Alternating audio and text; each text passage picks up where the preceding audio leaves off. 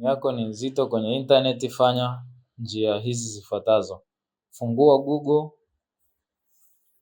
Ukifungua Google, gusa profile yako hapo juu. Ukishaigusa, nenda kwenye search history. Ukiingia kwenye search history, utaangalia mahali kumeandikwa delete.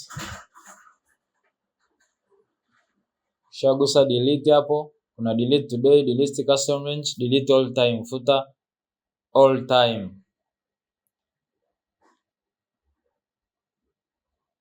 Ukisha clear hapo, itakuletea hapo hivi namna hiyo kwamba deletion complete. Ukimaliza, unakuwa umemaliza kufuta search history na simu yako inakuwa nyepesi kwenye internet. Kama pia unatumia Google Chrome, unaifungua Google Chrome, unafuata njia hiyo hiyo. Gusa profile yako. Kishaigusa, itafunguka namna hiyo. Kifunguka hapo, nenda kwenye chini pale hivi utaona sehemu kumeandikwa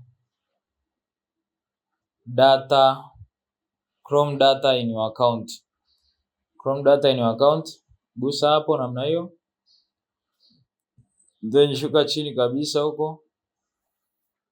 Ukishashuka chini, delete data. Lakini wakati huo delete data ujue kwamba unafuta kila kumbukumbu iliyokuwa kwenye Chrome. Kwa hiyo kama bado kuna ambazo unazihitaji usifute. Kama unataka kufuta uanze upya, unafuta namna hiyo. Basi unakuwa umemaliza kuclear search history, na ukiingia utaanza kusearch upya na simu yako itakuwa nyepesi kabisa. Tafadhali kama subscribe, like, share, comment, na usiache pia kufollow page zetu kama pale Instagram na Facebook. Asante.